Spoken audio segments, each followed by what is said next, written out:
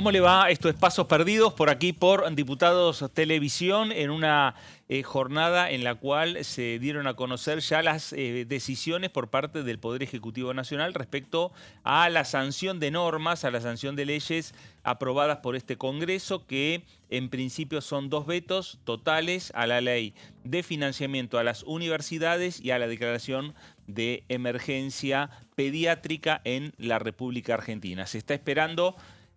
¿cómo le va, señora Amanda Bien, Alma? muy bien. Muy bien. ¿Qué Bueno, se está esperando? y se está esperando ahora qué es lo que resuelve el Ejecutivo respecto a la ley que también sancionó el Congreso sobre cambios en la manera de distribución de los aportes del Tesoro Nacional. Los ATN, un proyecto que han impulsado los gobernadores provinciales. Exactamente. Ya desde la oposición están urdiendo a la posibilidad de hacer una sesión para dar un mensaje de insistencia en ambas leyes que tuvieron.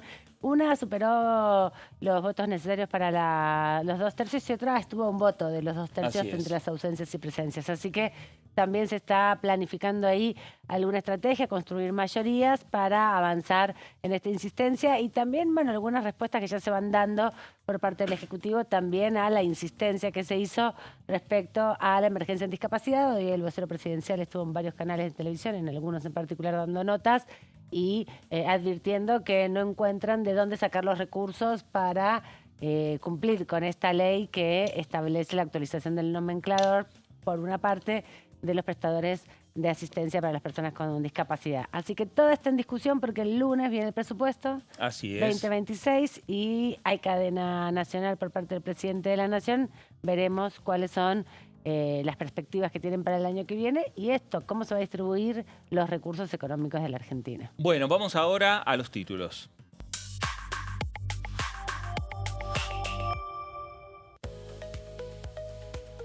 Veto a la ley de financiamiento universitario. El gobierno lo oficializó este miércoles a través del decreto 647/2025.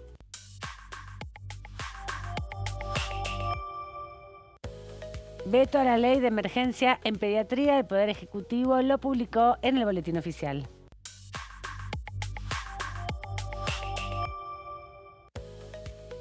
Ficha limpia, la Comisión de Justicia comenzó a analizar un proyecto alternativo.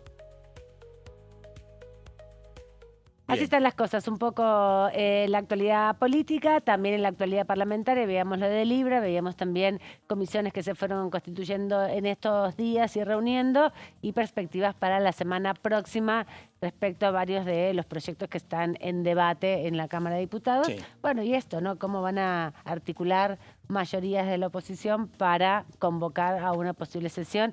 Ya desde el Consejo Interuniversitario Argentino están planteando medidas de fuerza para el día viernes y movilización para cuando se discuta acá también esa insistencia. Así que se movió también bastante la situación. Bueno, reunión por Zoom de los distintos sectores que están articulando la oposición aquí en la Cámara de Diputados, reunión por Zoom en estas horas de esta tarde del jueves. Se está definiendo el temario para pedir una sesión especial para el próximo día miércoles. Vamos a presentar a nuestro compañero y colega Claudio Mardones. ¿Cómo estás? Bienvenido, Clau. ¿Cómo les va? Muy buenas tardes. Bueno, contento de estar aquí con ustedes en esta tarde.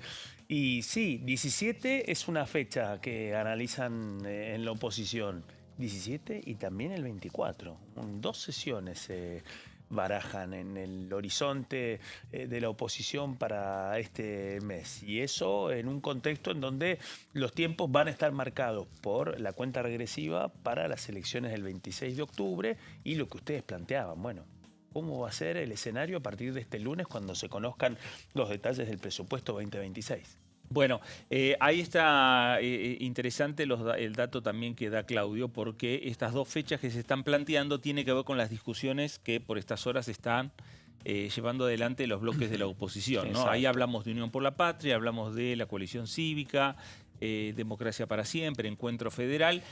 Ahí cada uno está planteando su postura. Hay una postura de Unión por la Patria de dividir las sesiones. Exactamente. Una sesión el miércoles de la semana que viene para una universidad, para tratar el tema universitario, una sesión una semana después para discutir el tema del Hospital Garrahan. Otro sector Encuentro Federal dice, vayamos todos juntos. Discutamos todos juntos en una sesión maratónica, porque no es solo eso, hay otros proyectos también. Sí, hay proyectos y emplazamientos también, claro, ¿no? Exacto. Porque hay debates que se quieren llevar adelante y otra vez la discusión recae sobre la presidencia de la Comisión de Presupuesto, que va a empezar a tomar protagonismo a partir del lunes 15 de septiembre, cuando se presente formalmente el proyecto de presupuesto, porque es el lugar donde se supone tienen que estar los funcionarios. A pesar de que cuando hay año electoral, cuando hay movimiento electoral, se espera el recambio de la Cámara para su tratamiento un poco express por ahí, después del 10 de diciembre. Pero cosas que pueden pasar o no en la Argentina y un contexto muy volátil en términos políticos también con eso, ¿no? Y porque además la pregunta está puesta en hasta dónde va a lograr el gobierno retomar la iniciativa después de lo que ha sido, bueno, estamos a un paso, quedan 24 horas para que se cierre la primera semana después de la derrota de la Libertad Avanza en la provincia de Buenos Aires, una serie de reconfiguraciones en el poder libertario, 3 reuniones de gabinete, la creación de una mesa federal, una mesa política en la provincia de Buenos Aires, una mesa política a nivel nacional, el relanzamiento del Ministerio del Interior en medio de esta situación. Ustedes lo contaban en el comienzo del programa, bueno, los vetos del presidente acompañados con lo que fue el estreno de Lisandro Catalán como ministro del Interior, con misiones que ya tenía junto con Guillermo Francos y que ahora, bueno, arranca anunciando vetos y no solamente eso, también anunciando el veto a la ley para la redistribución de los aportes del Tesoro Nacional, uno de los puntos que reclaman los 24 gobernadores de todas las orientaciones políticas y que marcan el interrogante sobre cómo va a ser la misión, cómo va a poder cumplir Catalán la misión de tratar de descomprimir la relación con los gobernadores. Bueno, un Catalán que ya empezó a tener reuniones con mandatarios provinciales en la jornada de hoy en la Casa Rosada, pero claro, la opinión del Congreso tiene que ver con los vetos de discapacidad, y también el veto en lo que tiene que ver con el Garrahan y las universidades. Vamos a ver qué decía Yolanda Vega, que es diputada de la provincia de Salta de Innovación Federal. Con mucha tristeza, bueno, sinceramente aún no nos reunimos en bloque, pero por lo que es de mi parte personal, creo que vetar la emergencia pediátrica, sobre todo en un hospital de Garrahan, que es el hospital federal que consideramos desde el interior, que siempre se trabaja en conjunto con el Hospital Materno Infantil de la provincia de Salta y donde nuestros especialistas, nuestros médicos siempre están haciendo derivaciones de niños que necesitan tratamientos de alta complejidad que se brindan acá en este hospital, porque en verdad que en el Garrahan hay especialistas de excelencia que por ahí en las provincias no los podemos tener. Los recursos quizás de una provincia para tener un hospital de alta complejidad, o si tenemos que formar en cada provincia, es muy difícil. Para mí el Hospital Garrahan es el referente máximo para todos los argentinos porque desde todas las provincias asisten a hacer tratamiento, ¿no? Pediátricos.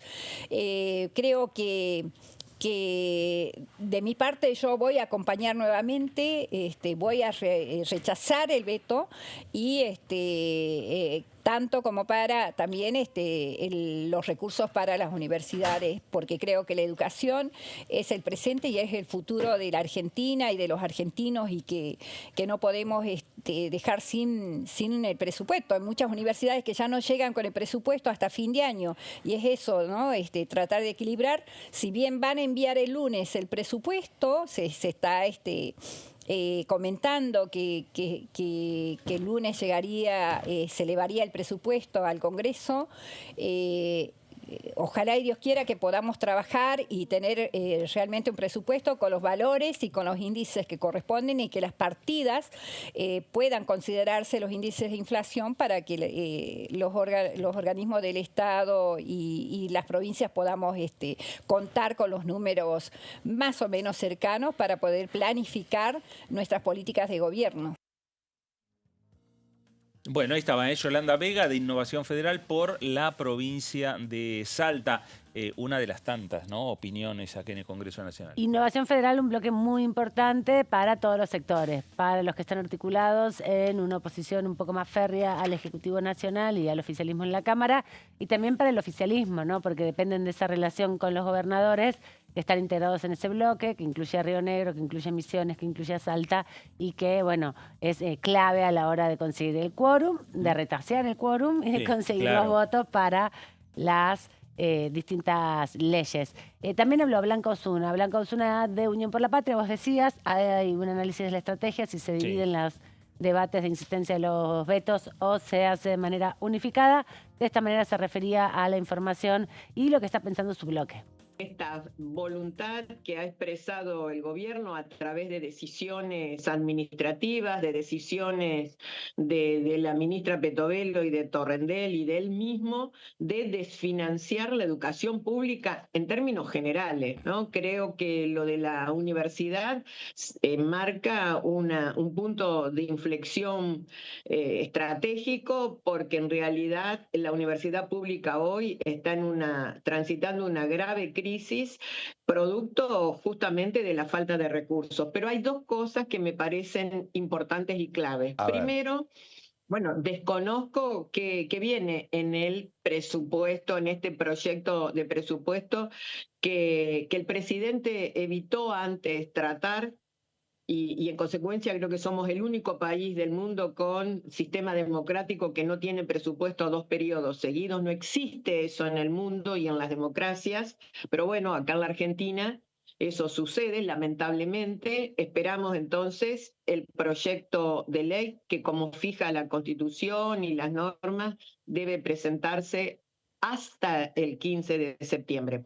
Pero a su vez el presidente el Ministerio de Economía envió un anticipo que también la Ley de Administración del Estado plantea como obligación. Eso se presenta en junio. Lo que yo tengo observado de ese anticipo del presupuesto 2026 es que la verdad ratifica los rasgos principales de lo que nosotros día a día venimos viendo. Esto es, educación para nada es una prioridad o un compromiso del Estado, aún a sabiendas de que hay normas y la propia Constitución cargan en el Estado la responsabilidad de su financiamiento. Hoy el presidente está incumpliendo leyes, la ley de financiamiento educativo, la ley de educación nacional, la ley de educación técnica y profesional, la ley de educación superior, además de la propia Constitución. O sea que estamos frente a un hecho de extrema gravedad.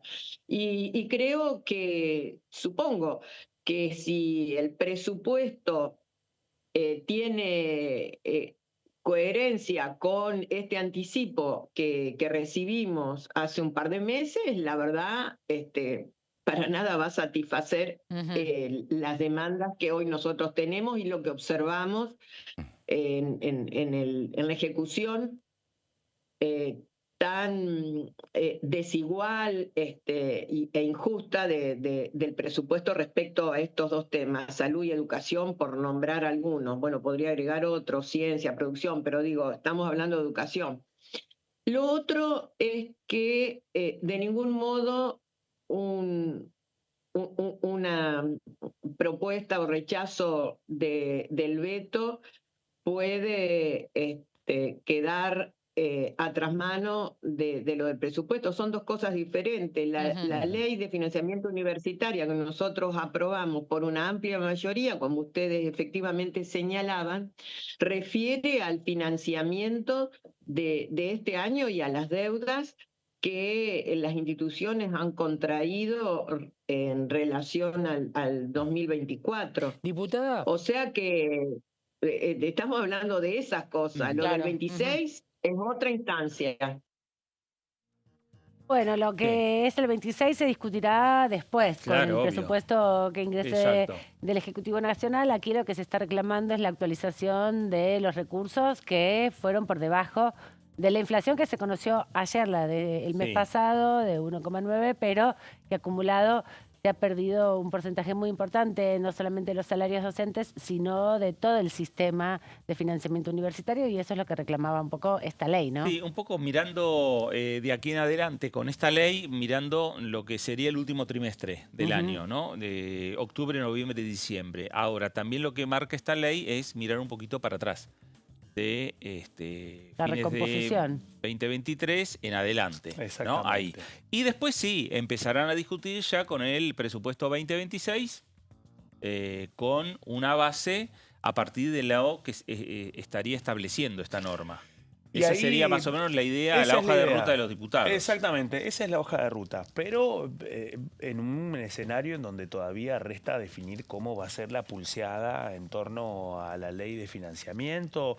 Se viene un segundo round, el que sucedió hace poco terminó marcando una derrota inédita para el gobierno, primera vez en 22 años que es insistida una ley del Congreso y es anulado un veto presidencial. ¿Sucederá lo mismo con el veto a la ley de financiamiento universitario?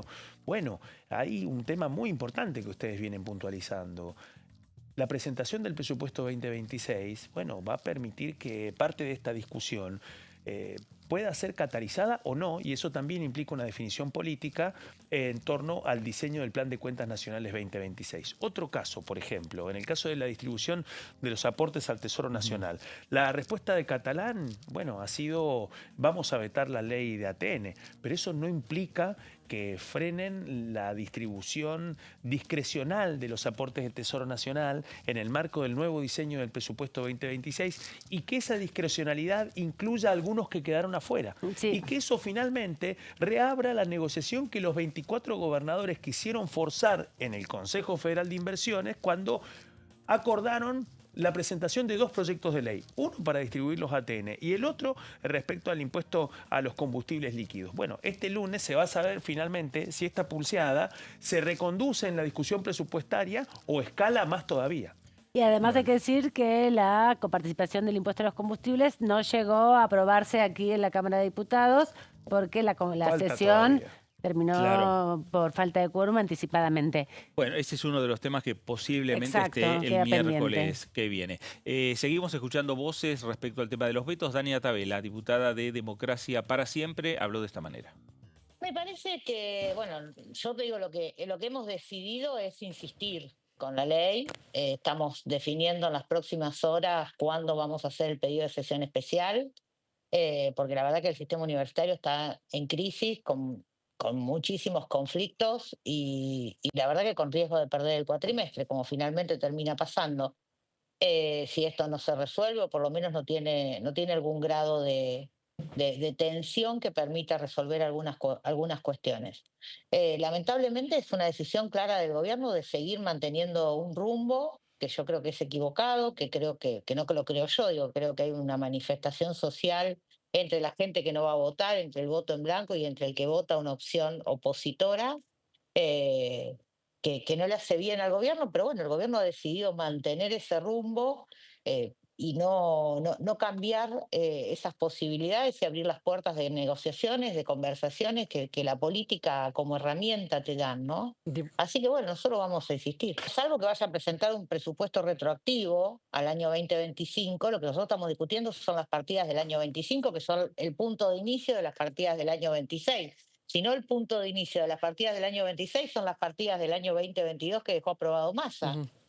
Digamos. Entonces, es como si en la Argentina hubiéramos cortado el interruptor durante 2 años. O sea, es un disparate. La verdad es que a nosotros nos hubiera gustado esto, discutirlo en el presupuesto 2025. Esper no quiso, suspendió las reuniones y ahora nos enfrentamos a esta situación.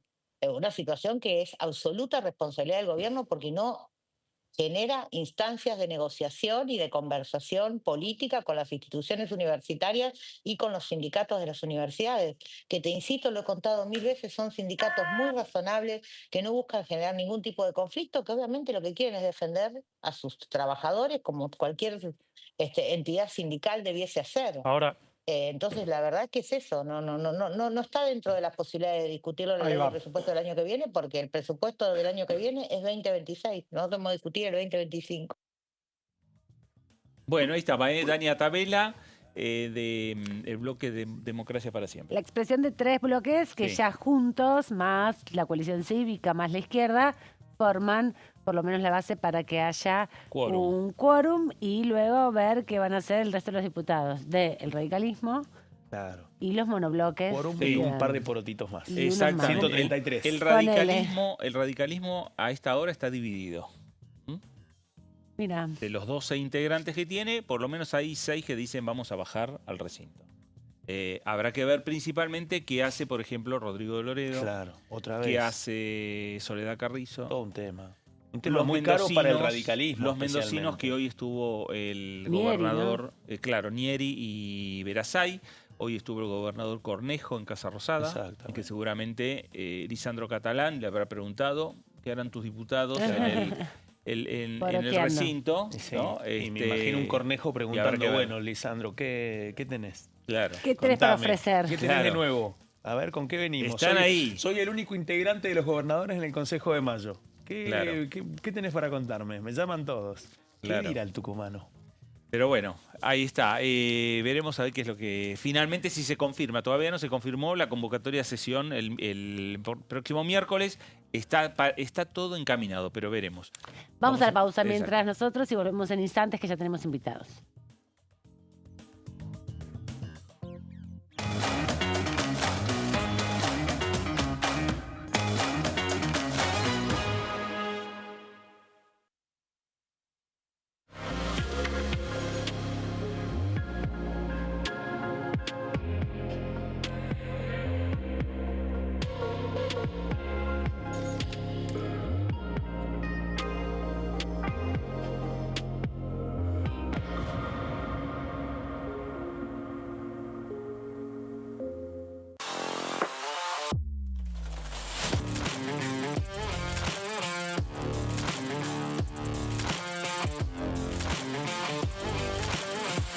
Orden del día, de lunes a viernes, 11 horas.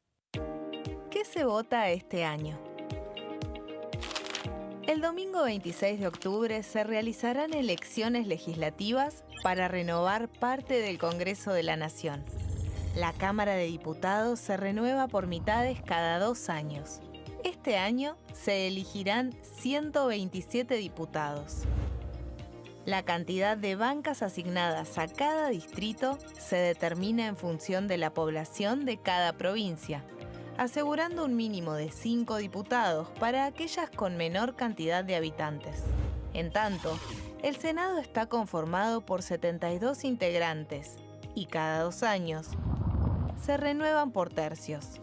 Este año finalizan su mandato 24 senadores que fueron electos en 2019. ¿Qué elige cada región en la elección nacional? Región Noroeste, NOA. Jujuy, renueva 3 bancas en la Cámara de Diputados. Salta, renueva 3 bancas en el Senado. Renueva 3 bancas en la Cámara de Diputados. Catamarca, renueva 3 bancas en la Cámara de Diputados.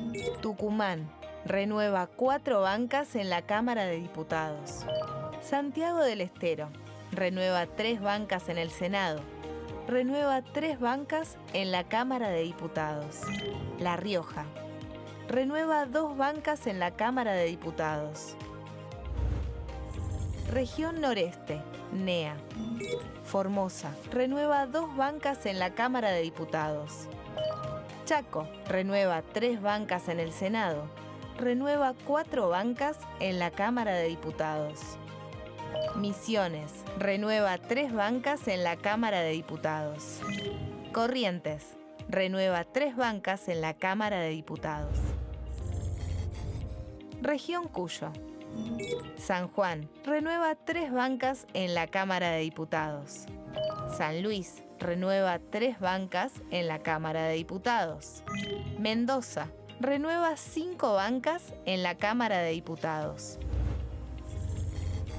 Región Pampeana. Santa Fe, renueva 9 bancas en la Cámara de Diputados. Entre Ríos, renueva 3 bancas en el Senado. Renueva 5 bancas en la Cámara de Diputados.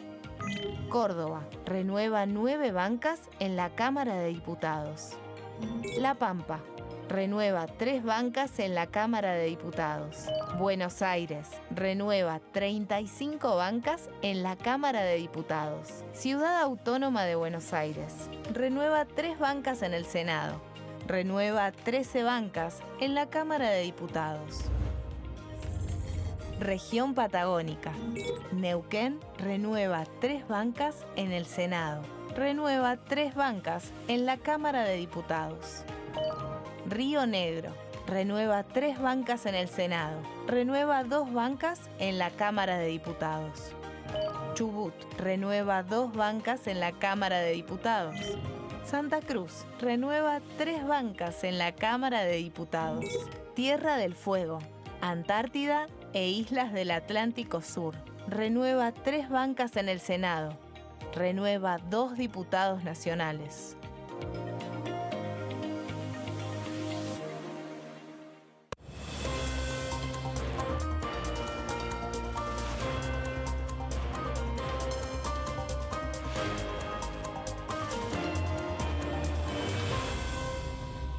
Consenso, de lunes a viernes, 12 horas. El sarampión es una enfermedad viral altamente contagiosa. Que no juegue con tu hijo. Puede poner en riesgo especialmente a menores de 5 años no vacunados.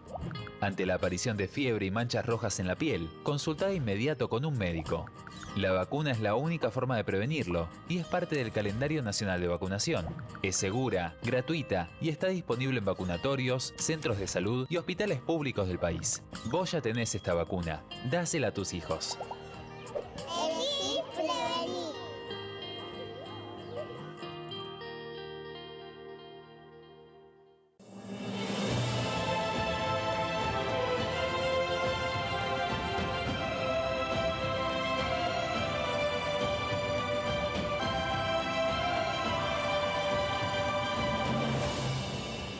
La Bancada, de lunes a viernes, 13 horas. ¿Cómo funciona el Congreso? Las sesiones son el espacio donde los diputados debaten proyectos de ley para su aprobación, modificación o rechazo. En una misma sesión pueden tratar varios proyectos de ley. Las sesiones ordinarias comienzan el 1 de marzo, cuando el presidente de la Nación inaugura el periodo ante la Asamblea Legislativa y se extiende hasta el 30 de noviembre. El Poder Ejecutivo puede convocar a sesiones extraordinarias o prorrogar las sesiones ordinarias. La sesión es dirigida por el presidente de la Cámara de Diputados, que administra el uso de la palabra y las distintas instancias del funcionamiento.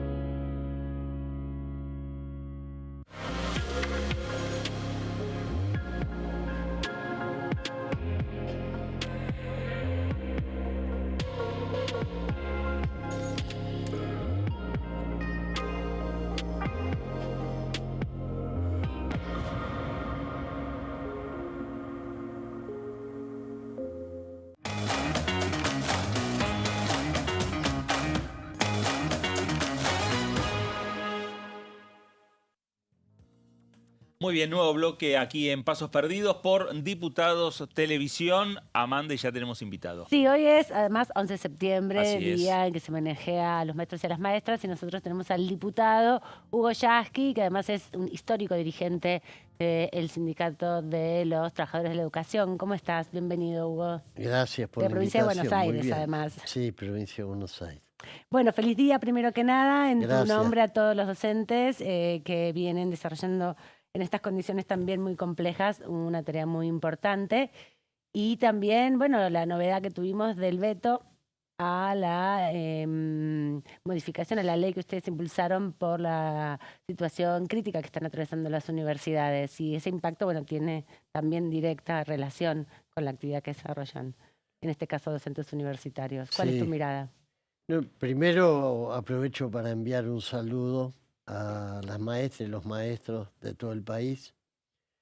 Un trabajo noble de mucho compromiso social, de mucho compromiso con los ideales de la libertad, de la democracia. Una gran maestra, Estela Maldonado, decía que el maestro que no cree en la justicia, que no cree en un futuro mejor para sus alumnos, quizás sea un empleado público, pero no un docente.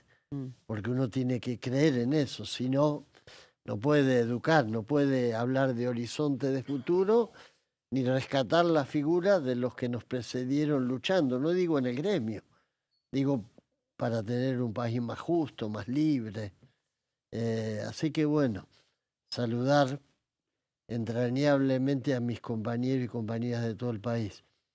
Y es un momento difícil, es verdad. Hoy un diario de la capital publicó un gráfico y el título es desde el 2005 nunca los salarios de los docentes estuvieron tan bajos. Y se toma el 2005 porque en ese año se aprobó la ley de financiamiento. Yo en ese momento era secretario general de la CETERA. Habíamos logrado esa ley peleando 3 años en la carpa blanca de los docentes. Y eso hizo que los salarios docentes empezaran a recuperarse. Llegamos al punto en el que estuvimos mejor en el 2016 y después empezamos a bajar, pero ahora la curva casi desciende de manera vertical. Y así todo no es el único problema ni el más grave que tienen hoy los docentes. Porque hoy volvemos a tener chicos y niños y niñas que van a la escuela con hambre. Cosa que durante mucho tiempo no la veíamos.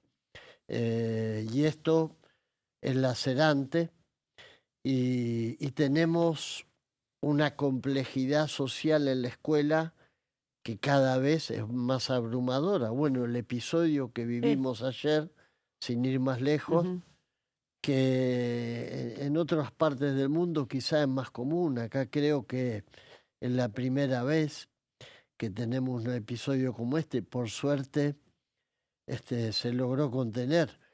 Pero bueno, habla de los graves problemas que tenemos los adultos, más que los adolescentes. Porque cuando pasan cosas como esta y estamos discutiendo, como estamos discutiendo hoy en la sociedad, la venta libre de armas, y esto no lo pusieron los adolescentes en la agenda, lo pusieron los que gobiernan, que son adultos, entonces los adultos tenemos que hacernos cargo de que le estamos generando a nuestros jóvenes por lo menos una sociedad que es mucho más difícil para los jóvenes que la que nosotros tuvimos cuando nos tocó ser jóvenes. Hugo, posiblemente la semana que viene haya sesión en esta Cámara de Diputados, se está discutiendo por estas horas. Unión por la Patria está intercomunicado seguramente para ver estas definiciones. ¿Cómo imaginás esa sesión para discutir nuevamente, bueno, un veto presidencial, en este caso al financiamiento a las universidades, como así también al financiamiento al Garrahan? Yo creo que se va a dar una sesión en el marco de una gran movilización social. Hoy estuvimos reunidos, yo soy secretario general de una de las CTA, estuvimos reunidos hoy y ayer con los representantes del Garrahan. Va a haber una gran convocatoria de la que vamos a participar la comunidad del Garrahan con el apoyo de las centrales sindicales. También hay un sector importante de la CGT que va a convocar, los jubilados, los universitarios. Estamos trabajando denodadamente en el Congreso. Ayer estuve reunidos con Germán Martínez, el jefe de nuestro bloque. La idea es reunir la mayoría especial, los 2/3, para la insistencia en el tema del Garrahan y de la universidad. Probablemente sea en 2 sesiones. La idea es tomar el tema del Garrahan para después ir sobre el tema de la universidad.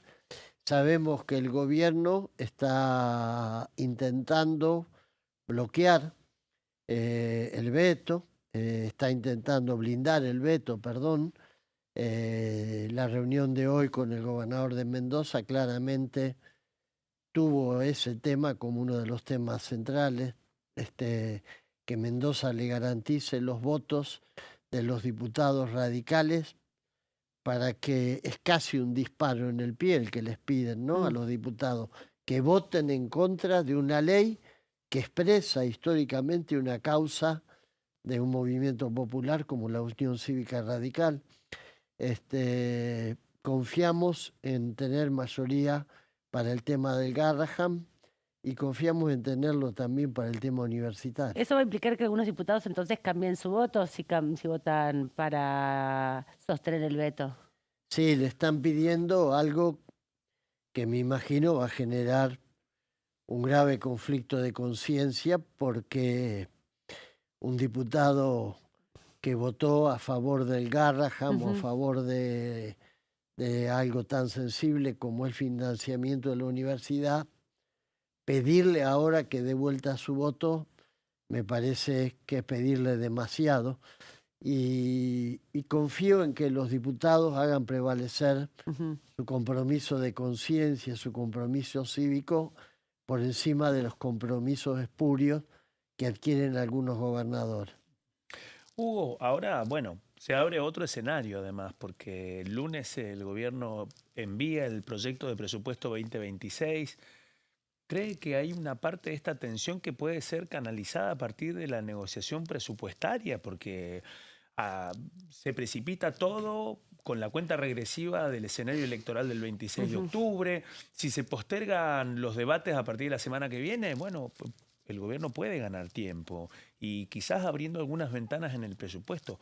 ¿Evalúan en Unión por la Patria que esto pueda cristalizarse como un obstáculo para la semana que viene?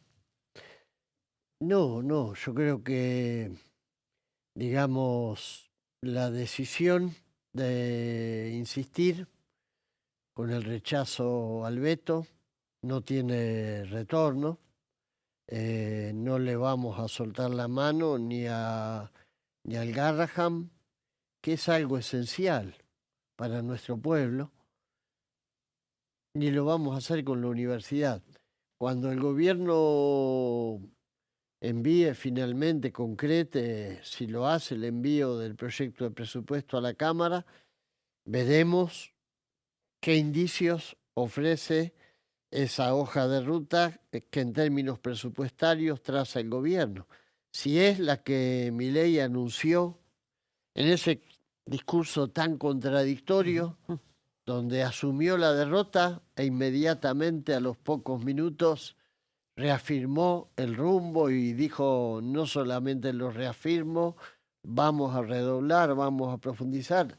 Si profundiza lo que hasta ahora viene haciendo, el presupuesto va a ser un presupuesto con más en el haber, con más en el debe que en el haber. Es decir, va a haber más rojos que zonas blancas en el presupuesto, y en ese sentido creo que se puede convertir en una mera formalidad, porque ojalá haya un presupuesto para discutir, pero mucho me temo que sea gestualidad que después no se concrete. Hugo, ¿ustedes piensan o imaginan la posibilidad que el gobierno termine nuevamente prorrogando, más allá de que envíe el proyecto de presupuesto, que suceda lo que sucedió en el 2025, que avanzaron en la comisión, más allá de que ustedes pidieron que venga el ministro de Economía y no vino, pero que avanzaron en discusiones, pero nunca votaron un presupuesto, se cerró la discusión y salió una prórroga por decreto? ¿Ustedes tienen pensado que puede ocurrir eso mismo? Me temo que sí, porque esto le puede permitir al gobierno hacer como que está discutiendo el presupuesto hasta después del 26 de octubre y que terminemos, como vos relatabas correctamente, de pronto desapareció el presupuesto y hubo otro decretazo, cuando todo indicaba que se estaba discutiendo en la comisión y que había la posibilidad de tener presupuesto. La oposición, incluido en nuestro bloque, estaba dispuesto. Y en ese sentido aparecen algunas cuestiones más institucionales, ¿no? Está la situación con José Luis Esper, que hay que emplazar la Comisión de Presupuestos porque él la preside y no hay habitualmente convocatorias. Hay una discusión también respecto a el presidente de la Cámara, Martín Menem, con todas las situaciones que se van conociendo respecto a los contratos con el Estado y los audios que vinculan también a presuntas coimas. ¿Cómo se ve institucionalmente eso y qué rol tiene el principal bloque de la oposición para destrabar estas situaciones? Sí, creo que todos hemos visto cómo la Comisión de Presupuesto y Hacienda se convirtió en una especie de embudo que taponó la posibilidad de discutir muchas leyes. Es más, todos sabíamos que los proyectos a los que se le daba giro a Presupuesto y Hacienda generalmente era porque estaban condenados al cajoneo. Ahora Esper tiene mayor exposición, es el que encabeza la fórmula de la provincia de Buenos Aires. Creo, la lógica indicaría que eso lo obligaría a no tener el mismo papel de verdugo que tuvo con muchos de los proyectos, justamente cuando estamos en la discusión de presupuestos. Y creo que el papel de Menem, la verdad que queda bastante escoriado, porque es nada más ni nada menos que uno de los que se menciona como una pieza clave en el engranaje de la corrupción, que denuncia nada más ni nada menos que quien es el abogado todavía del presidente de la nación, español. De manera que entiendo, ahí hay un daño enorme, autoinfligido, porque está claro que nadie puede acusar a nadie de la oposición de haber generado esto, porque bueno, son en todo caso disparos de fuego amigo, como se le suele denominar cuando el conflicto está instalado adentro. Hugo, lo saco de la dinámica parlamentaria, habla de la provincia de Buenos Aires. Bueno, no se ha cumplido una semana de este escenario, elecciones desdobladas en la provincia de Buenos Aires, por primera vez, sin enganche nacional. ¿Cuál es su lectura de lo que pasó este domingo en la provincia de Buenos Aires? Un escrutinio que totalizó con velocidad, que permitió dejar un mapa de las expectativas. Por una parte, primera y tercera sección electoral, interior de la provincia de Buenos Aires. ¿Pro y contras del desempeño del peronismo en la provincia para usted? Sí, lo primero, decir que fue una jornada ejemplar, transparente, sin una sola denuncia. Pensemos que estaba votando casi el 40% del electorado del país, no hubo absolutamente ningún incidente. A mí me tocó estar en lugares donde largas colas de jubilados que iban a votar, o gente que aplaudía a alguien que llegaba en una silla de ruedas al cuarto oscuro. Había entusiasmo por ir a votar, sobre todo de los que evidentemente quisieron con su voto expresar su descontento por la situación que ha sufrido los sectores populares. Y para mí es muy importante que se haya roto eso que se quería instalar, como que bueno, había un alejarse del ciudadano común, de las urnas, había apatía, había agobio, había bronca, nadie iba a ir a votar, y sucedió algo que es muy importante.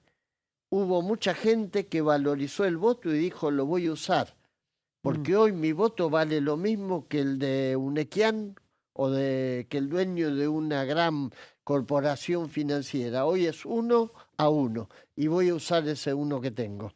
Y la gente fue a votar. Y los que no fueron a votar fueron los que están dolidos, los que están enojados, porque en su momento votaron a un oficialismo que les prometió algo que ahora ven no existe. Entonces me parece que es muy positivo eso. Explica esto que por primera vez desde la restauración de la democracia el peronismo haya podido ganar en 6 de las 8 secciones electorales de la provincia de Buenos Aires, algo absolutamente inédito. O sea que fue histórico por 2 razones, en definitiva, porque fue la primera elección autónoma propia de la provincia de Buenos Aires y por este resultado. Histórico por las 2 razones. Y la verdad que yo como bonaerense tengo que decir que la decisión que defendió el gobernador de la provincia de desdoblar el comicio fue absolutamente correcta. Adquirimos una identidad como bonaerense que siempre estuvo muy desdibujada. Nunca la provincia de Buenos Aires se dio la posibilidad de tener su propia elección y, por supuesto, este triunfo nos pone mucho mejor a los que queremos que gane Fuerza Patria para la próxima elección. Y un último tema. Hay una onda expansiva que llega a las otras provincias. Hay un reverdecimiento de la voluntad de ir a votar y hay también un fortalecimiento del peronismo, del kirchnerismo, que en mayor o menor medida se percibe en otras provincias.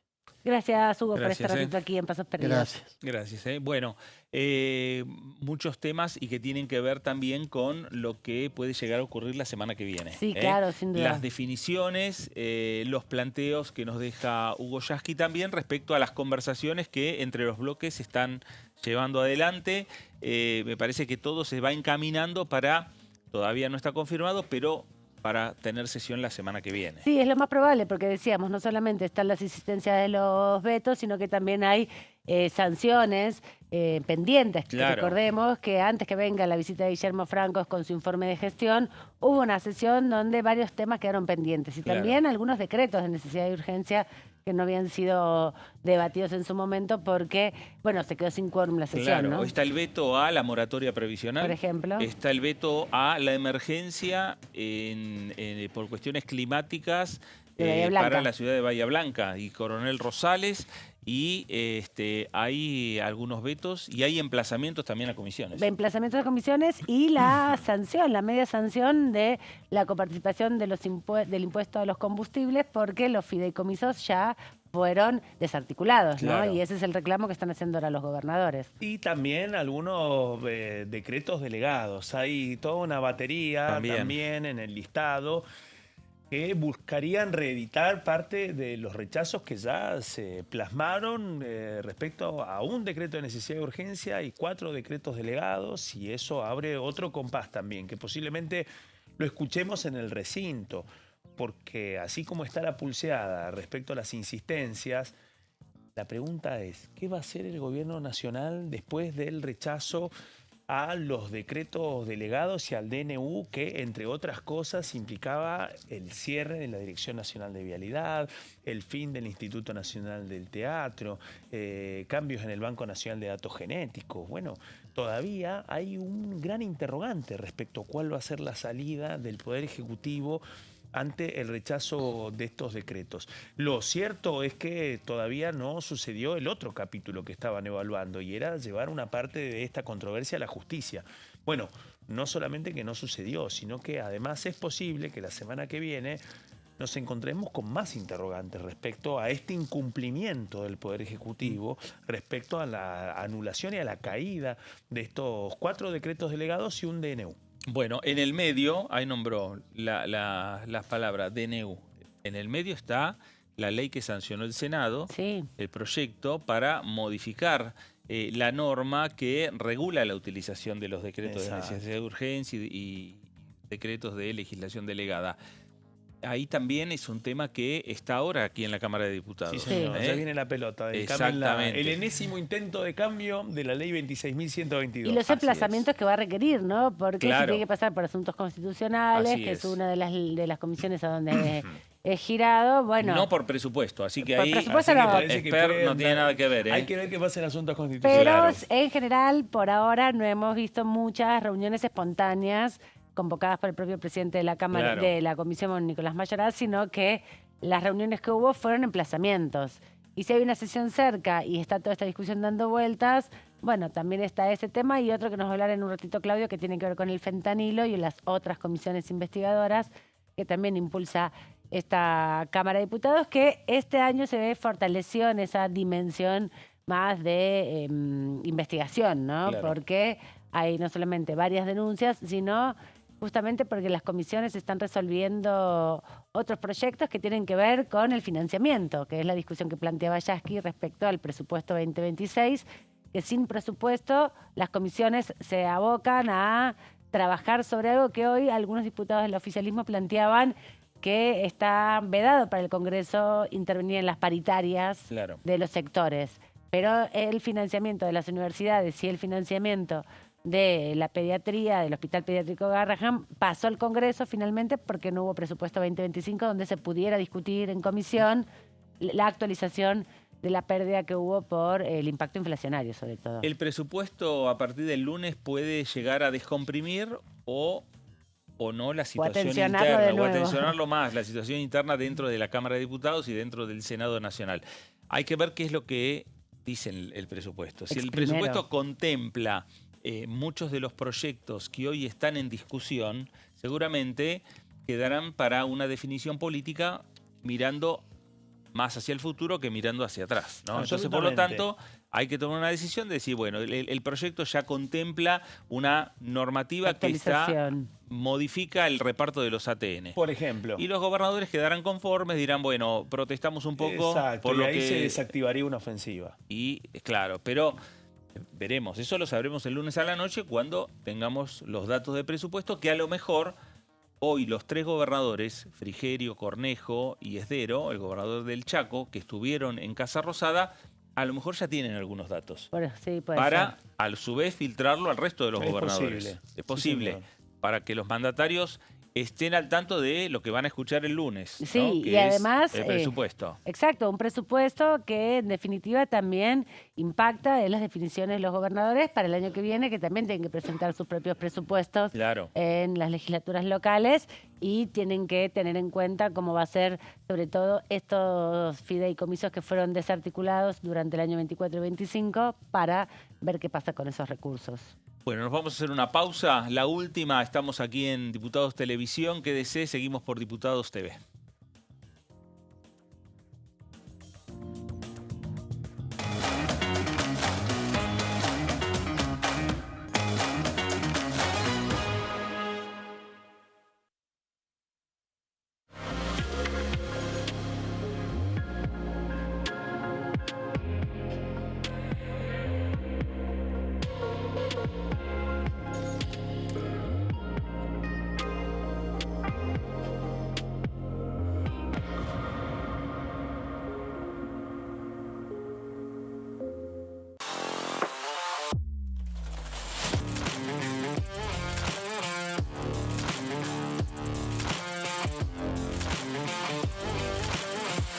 Orden del día, de lunes a viernes, 11 horas. ¿Qué se vota este año? El domingo 26 de octubre se realizarán elecciones legislativas para renovar parte del Congreso de la Nación. La Cámara de Diputados se renueva por mitades cada 2 años. Este año se elegirán 127 diputados. La cantidad de bancas asignadas a cada distrito se determina en función de la población de cada provincia, asegurando un mínimo de 5 diputados para aquellas con menor cantidad de habitantes. En tanto, el Senado está conformado por 72 integrantes y cada 2 años se renuevan por tercios. Este año finalizan su mandato 24 senadores que fueron electos en 2019. ¿Qué elige cada región en la elección nacional? Región Noroeste, NOA. Jujuy renueva 3 bancas en la Cámara de Diputados. Salta renueva 3 bancas en el Senado.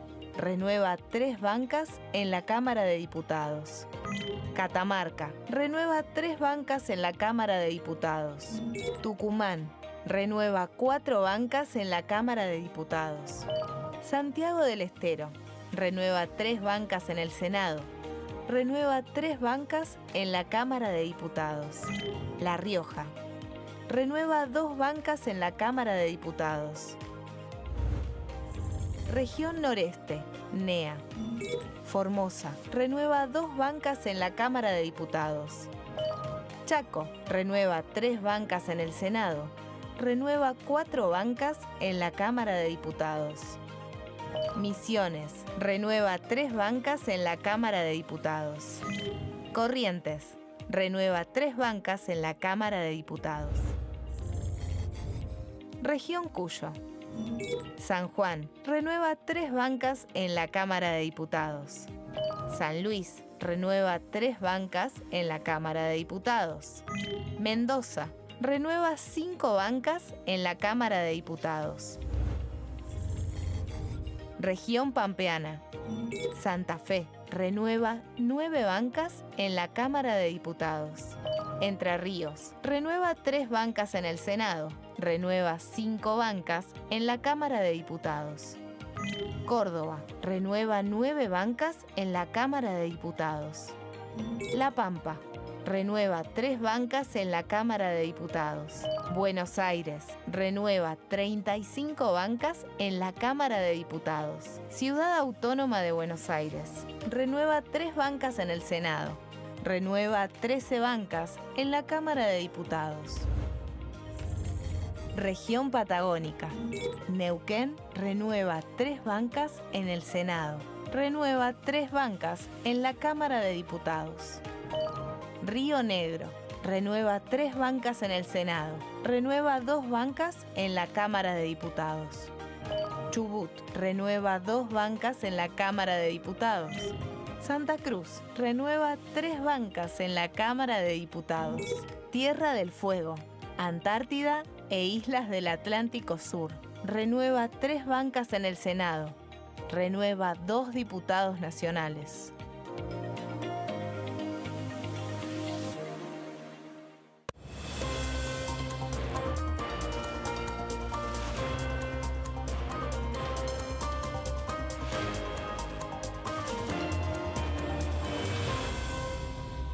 Consenso, de lunes a viernes, 12 horas.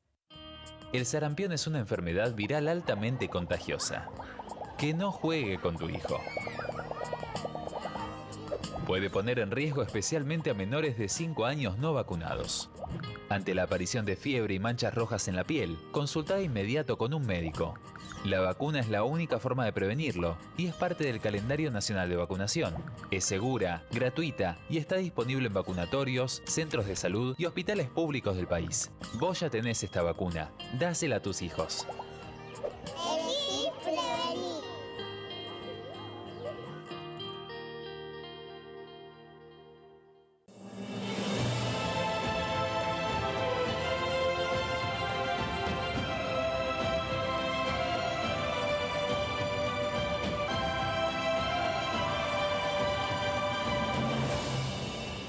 La Bancada, de lunes a viernes, 13 horas.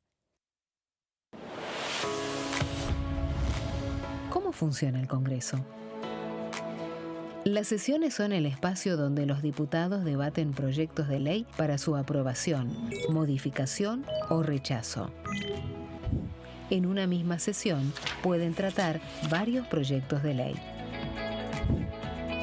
Las sesiones ordinarias comienzan el 1 de marzo, cuando el presidente de la Nación inaugura el periodo ante la Asamblea Legislativa y se extiende hasta el 30 de noviembre. El Poder Ejecutivo puede convocar a sesiones extraordinarias o prorrogar las sesiones ordinarias. La sesión es dirigida por el presidente de la Cámara de Diputados, que administra el uso de la palabra y las distintas instancias del funcionamiento.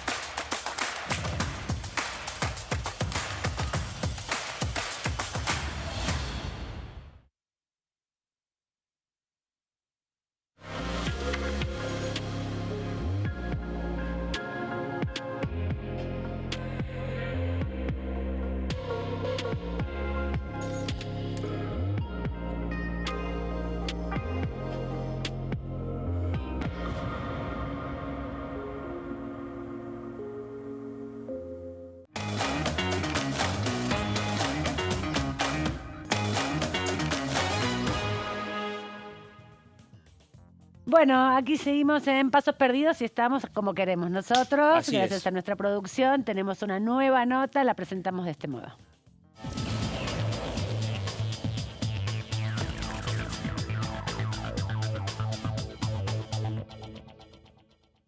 Diputado Manuel Aguirre, ¿cómo le va? Buenas tardes. Amanda Alma, Claudio Mardone, Fernando Fraquelli saludan.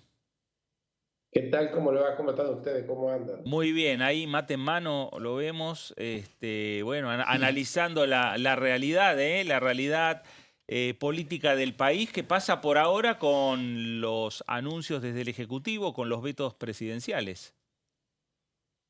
Mire, yo creo que el tema de la realidad nacional está muy complicada y esto me preocupa mucho.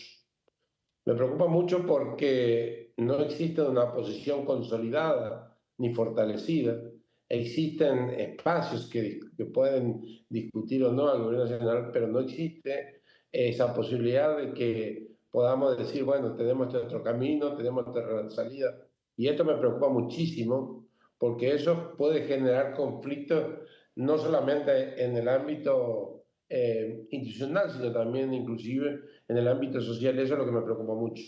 Y en función a eso, institucionalmente, ¿cómo ve la posibilidad de reunir en los próximos días al Pleno de la Cámara? ¿Qué están planteando desde su bloque respecto a la posibilidad de insistir con estos vetos en un contexto donde el lunes se presenta también el presupuesto del año que viene? Sí, la verdad que el lunes que se presenta el proyecto, nosotros estamos analizando, todavía no estamos definiendo qué posición vamos a tomar, porque hay dos posturas en principio, una postura que se haga una sola reunión y otra que se haga dos, continuados.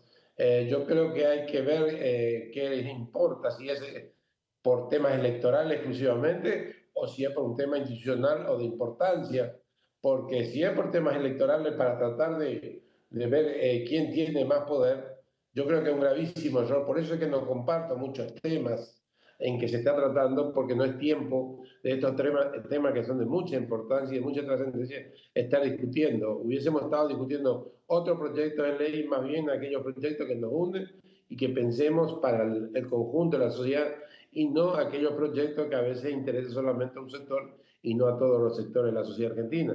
Esto creo que es lo que se cometió el error, pero hace rato se viene cometiendo este error. Por eso es que hace que se entremezcle entre la tema legislativo y el tema electoral, y esto me preocupa mucho también, porque creo que no debería ser de esa manera. En tiempos de esta naturaleza tienen que ser los temas que no generen muchas profundidades.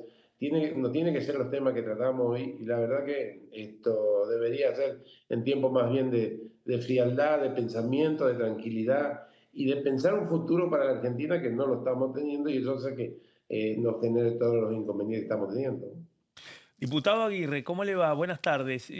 Bueno, por fuera de la dinámica legislativa y los interrogantes que se plantean para la semana que viene, quería preguntarle respecto a... Está todo concentrado en el resultado de la provincia de Buenos Aires, pero no podemos perder de vista que antes de las elecciones en la provincia de Buenos Aires se concretaron el 31 de agosto elecciones para gobernador en su provincia, en un escenario en donde, bueno, Juan Pablo Valdés fue electo gobernador de la provincia, Ricardo Colombi en un escenario también en donde buscó volver, pero perdió. Martín Ascúa, el candidato del peronismo, que consiguió un resultado más competitivo para el peronismo correntino que en otro momento, y un cuarto lugar para Lisandro Almirón de La Libertad Avanza, candidato a gobernador. ¿Qué lectura hace en el radicalismo correntino en dos momentos, diputado? Porque hubo un momento de acercamiento, de una posible coincidencia entre la Casa Rosada y el gobierno correntino para poder encontrar una fórmula común, pero finalmente pasó todo lo contrario. ¿Cuál es su evaluación?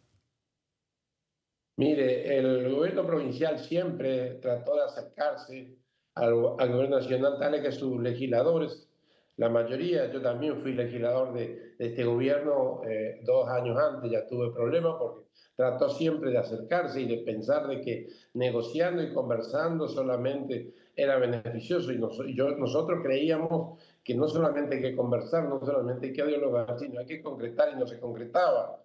A la provincia de Corrientes, como siempre digo, le debe 300.000 millones de pesos, y esto ni siquiera conseguía el gobierno provincial Por eso es que una confrontación de nosotros contra el gobierno provincial hizo a que nos llevara en la situación que estuvimos, pero creo que hemos dado un gran paso porque en 2 meses hemos armado un espacio que tenía nombre, pero que no estaba estructurado y logramos casi el 20%.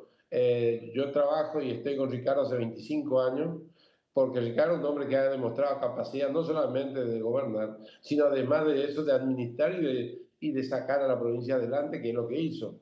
Cuando Gustavo vino y se hizo cargo del gobierno provincial en 2017, él ya recibió prácticamente de todo brotando, creciendo ya la provincia, y eso lleva a que hoy la sociedad lo llevara nuevamente al hermano ya como gobernador, y esto fue el enojo nuestro, más todavía porque creemos que esto no es por generación, no es por familia, no debe ser por familia, sino debe ser fundamentalmente por perfección y condicionamiento de cada uno de los candidatos. Pero bueno, la sociedad correntina ya definió esto, nosotros por supuesto somos de oposición, nosotros vamos a seguir trabajando en ese campo y en lo que es conveniente para Corrientes vamos a ayudar, y en lo que es lo contrario para Corrientes seguramente estaremos manifestando nuestra diferencia y le diremos que no a lo que nos corresponde. Diputado, por último, agradeciéndole estos minutos aquí en Pasos Perdidos, preguntarle qué expectativa tiene la presentación del presupuesto 2025, si algunas de las discusiones que estuvieron planteando desde la oposición en estos meses cree que va a ser incorporada por el Gobierno Nacional y si va a haber presupuesto finalmente este año. Yo creo que uno de los grandes problemas que tuvo el Gobierno Nacional precisamente fue el tema del presupuesto, al no aprobar y al llevar a su forma de trabajo en cuanto a no tener presupuesto. Yo creo que es tiempo en que esto tiene que reverse, creo que tiene que aprobarse ese presupuesto, porque debemos tener certeza sobre qué estamos trabajando y qué vamos a hacer para el país. Nosotros no tenemos obras públicas, la salud está quebrada en toda la provincia, por lo menos mi provincia está totalmente quebrada.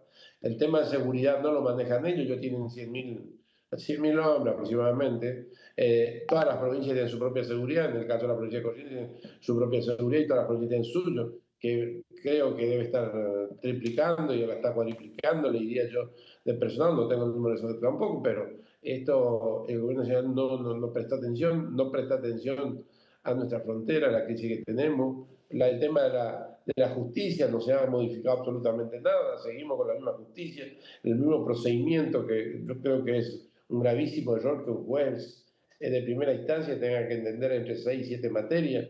Ningún abogado, ni por más capaz que sea, no lo va a hacer. Entonces todas estas cosas hay que cambiar, seguramente se irá cambiando en la medida en que va dando señal de cambio, porque si va repitiendo lo mismo de siempre, es decir, presentar proyectos, el presupuesto, el 15 de septiembre, como todos los años lo hace, y después se hace del distraído y no se discute estos temas, esto va a ser realmente preocupante. Así que tenemos que empezar a pensar de que para que una sociedad nos acompañe, estemos donde estemos, es que tenemos que generar cambios, pero para mejor calidad, no para peor calidad. Manuel, gracias por estos minutos para con Diputados Televisión. Gracias a usted. Hasta luego. Gracias. Manuel Aguirre, diputado nacional de Democracia para Siempre por la provincia de Corrientes. Exactamente, les habíamos prometido que íbamos a repasar ahora con Claudio un poco de información de otra de las comisiones investigadoras que también se quiere constituir. Ya lo dijo la diputada Silvana Giudice, que es quien impulsa principalmente esta iniciativa. 3 intentos tuvo en la Cámara de Diputados, en el recinto, para crear una comisión investigadora sobre el fentanilo contaminado, Claudio. Una comisión investigadora que, en el caso de concretarse, bueno, abriría una etapa inédita en la Cámara de Diputados, porque ya avanza el trabajo de la comisión investigadora por el caso Libra, que ha podido, bueno, recuperar vitalidad cuando muchos consideraban que no tenía chances de poder avanzar. Superó el estancamiento de ese empate 14-14. El tiempo corre y lo cierto es que en este escenario electoral no podemos perder de vista. La única comisión investigadora que está funcionando en esta Cámara de Diputados termina el 10 de noviembre, 2 semanas después de las elecciones del 26 de octubre. Y eso implica que muchos de los protagonistas en esta Cámara de 257 diputados no solamente que están absorbidos por la dinámica de esa comisión, también por la dinámica que venimos contando, sesiones quizás maratónicas en los próximos 15 días.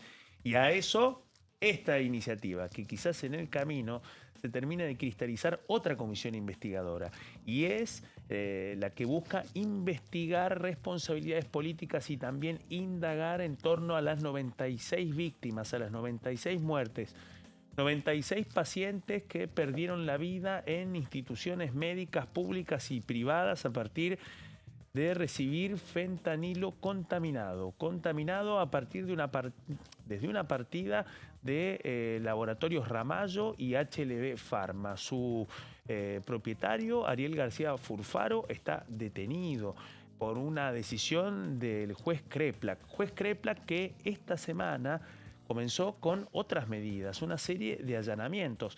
7 allanamientos se han realizado esta semana con el objetivo de acreditar la vinculación no solamente de la responsabilidad de HLB Pharma y también de García Furfaro como propietario, sino la falla en los controles de la Agencia Nacional de Medicamentos, del Instituto Nacional de Medicamentos, tanto del INAME como del ANMAT. Bueno, los destinatarios de los últimos allanamientos fueron sus titulares y sus ex titulares, y eso lo menciono porque forma parte del pulso de este caso. Y en ese contexto, estas placas buscan puntualizar uno de los protagonistas de este proceso. Me refiero a los familiares de las víctimas. Familiares que también son víctimas de lo que ha sucedido a partir de estas muertes protagonizadas por familias que estaban esperando el regreso, en algunos casos, de sus familiares de una hospitalización o que mejoraran en una situación crítica internados en terapia intensiva. Nada de eso sucedió, todo lo contrario, el peor pronóstico, una muerte repentina y muchos casos que ahora son investigados en el Juzgado Federal de La Plata que conduce el juez Ernesto Kreplak. Estos familiares son los que han presentado una nota destinada al titular de la Comisión de Asuntos Constitucionales, Nicolás Mayoraz. Le piden que agilice la convocatoria para realizar un plenario conjunto de las comisiones de peticiones, poderes y reglamento y también de la Comisión de Asuntos Constitucionales. 2 hitos ineludibles para la creación de una comisión investigadora, por fuera de la misión de peticiones, poderes y reglamento, asuntos constitucionales, cosa que nos ha explicado Fernando Fraqueri en distintas oportunidades.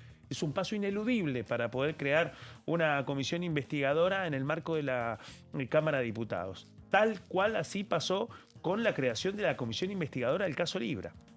Bueno, lo que mencionan los familiares en esta nota dirigida a las autoridades de la Cámara, pero en especial al doctor Nicolás Mayoraz, titular de la Comisión de Asuntos Constitucionales, integrante de La Libertad Avanza, dirigente de Rosario. Bueno, él es el destinatario de esta nota.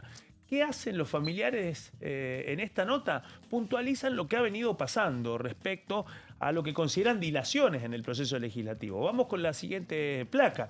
Lo que se puntualizan con la firma de Alejandro Ayala, que firma como representante de familias víctimas del fentanilo contaminado. Bueno, lo que puntualizan en primer lugar es que le piden que avancen con un dictamen para la creación de esta comisión investigadora. Eso implica que haya dictamen de las 2 comisiones de asuntos constitucionales y de peticiones, poderes y reglamento. Bueno, advierten además de que corre el riesgo de diluirse en diciembre con el cambio de la composición de la Cámara y recuerdan que la diputada Silvia Los Penato, cuando presidió la reunión de la Comisión de Peticiones, Poderes y Reglamento, había planteado que iba a hablar con Mayoraz para garantizar la concreción de un plenario conjunto, algo que finalmente no sucedió. Bueno, en ese contexto es donde le plantean no solamente la necesidad de crear esta comisión investigadora con celeridad, sino también evitar esto, que fracase la iniciativa por el recambio del 10 de diciembre. Por eso también todo, no solamente que está atravesado por el tranco corto de esta agenda legislativa de septiembre, octubre y noviembre, sino también porque el recambio podría hacer que la iniciativa de crear la comisión investigadora naufrague, y eso signifique un duro revés para los protagonistas de este conflicto, insisto, para los familiares. Continuamos con la siguiente placa. Porque lo que le piden a Mayoraz no solamente es que agilice el trabajo de asuntos constitucionales, sino que forme parte y acepte participar de un plenario con peticiones, poderes y reglamento para que finalmente puedan dictaminar. Y le plantean plazos, le piden obviamente a la brevedad, no le ponen una fecha, pero además le piden que asegure que se pueda convocar a la semana siguiente de esta reunión y que eso les permita poder dictaminar para poder llegar al recinto de la Cámara de Diputados. No alcanza con el dictamen de creación, falta que llegue esta iniciativa a la Cámara de Diputados para que pueda ser finalmente creada. Hemos contado en el arranque de este programa que existen posibilidades de que exista una sesión, de que se sesione el 17 y también el 24. Bueno, los familiares se preguntan si en ese contexto hay margen para poder intercalar el trabajo y este plenario de las comisiones de peticiones, poderes y reglamento y asuntos constitucionales para poder llegar a alguna de las dos fechas. Bueno, algunos creen que eso va a ser muy difícil y que entonces sucederá el otro punto, el emplazamiento.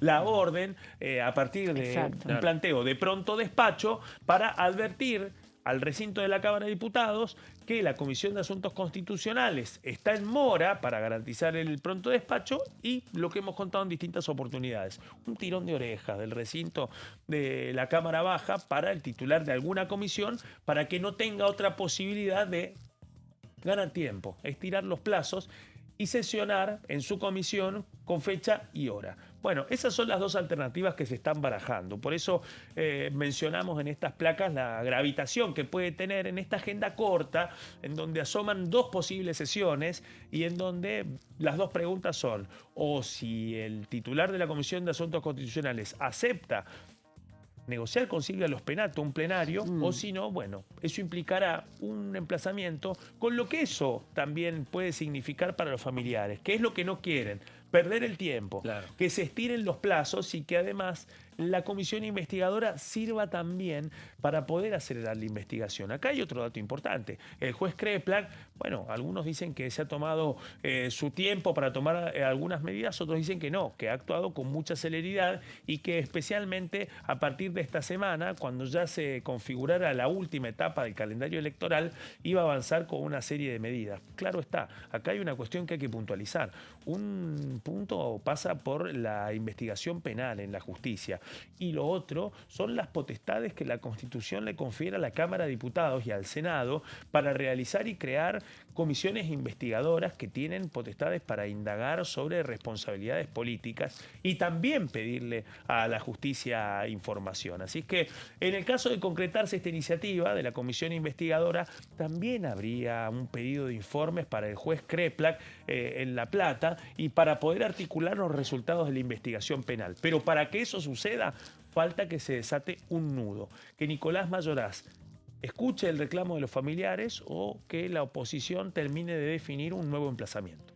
Sí, recuerdo que la semana pasada, cuando se reunió la Comisión de Peticiones, Poderes y Reglamento, que tiene a dos aliadas del gobierno, en definitiva, y del oficialismo en la Cámara, como impulsoras de esta iniciativa. Por un lado, Silvia Los Penato, como decíamos, titular de la Comisión de Peticiones, Poderes y Reglamento, que decías vos, Claudio, que se comprometió a hablar con Mayoraz, porque estaba con todas las conclusiones de la reforma constitucional en Santa Fe y él es cabeza del bloque de la convencional. Exacto. Su misión terminó ayer. Pero están justamente ya con la confección del texto para poder concretar la votación también, ¿no?, de la Constitución finalmente.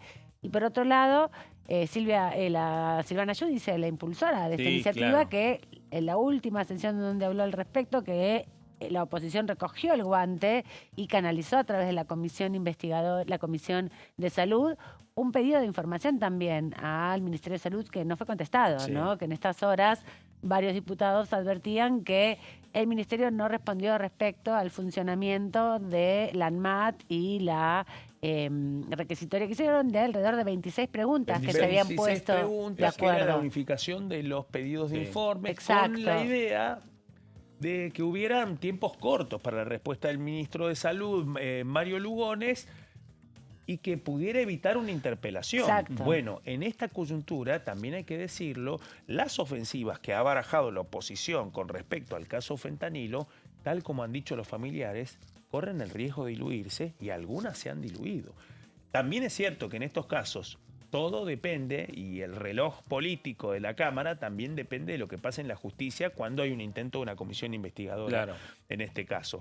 Pero sí ha quedado claro que al menos por ahora, el oficialismo vuelve a sortear obstáculos respecto a pedidos de informes de la Cámara de Diputados, a intentos para interpelar a sus ministros y en este caso también ganando tiempo, que es lo lógico que haría cualquier oficialismo en un escenario de este tipo, para evitar de que se cristalice la creación de una segunda comisión investigadora en este ejercicio legislativo. Bueno, una comisión investigadora que no la impulsó, digamos, la oposición, claro, ¿no? Además, la impulsó la alguien de la oposición, algo el pan oficialismo. Claro, muy cercanos al oficialismo, totalmente, como es Silvana Giudici. Sí, además una diputada que es clave también en cada discusión en el recinto donde se discute reglamentariamente también, claro. ¿no? Sabe mucho el reglamento, es una espada fundamental. Exactamente. Y está recepcionando todas las inquietudes de los familiares, es la cara visible del contacto con los familiares, que da un lugar un poco incómodo también. La irrupción de Giudici en esa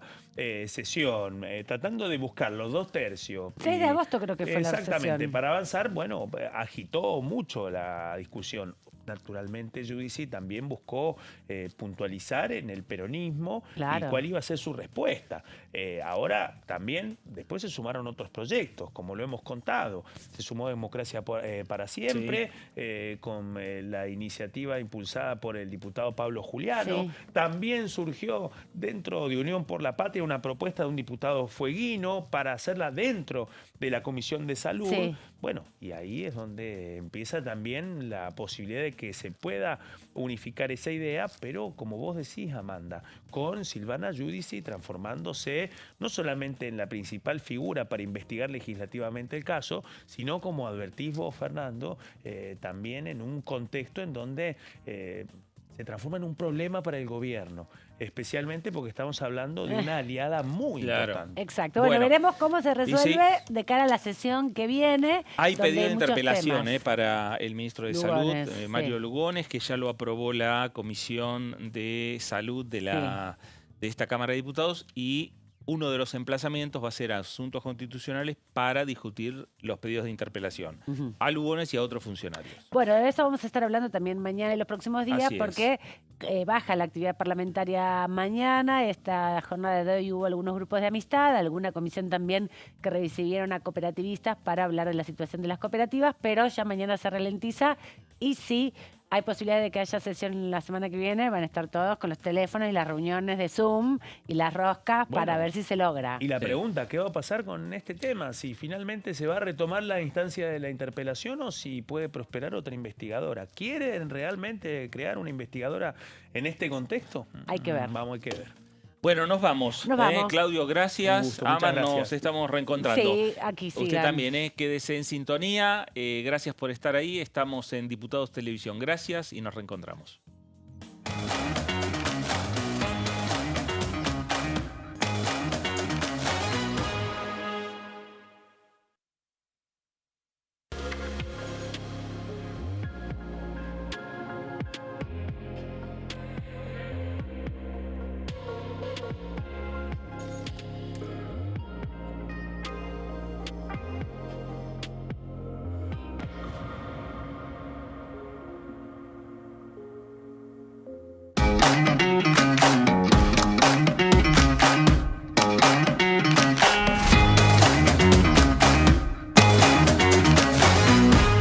Pasos Perdidos, de lunes a viernes, 16:30 horas.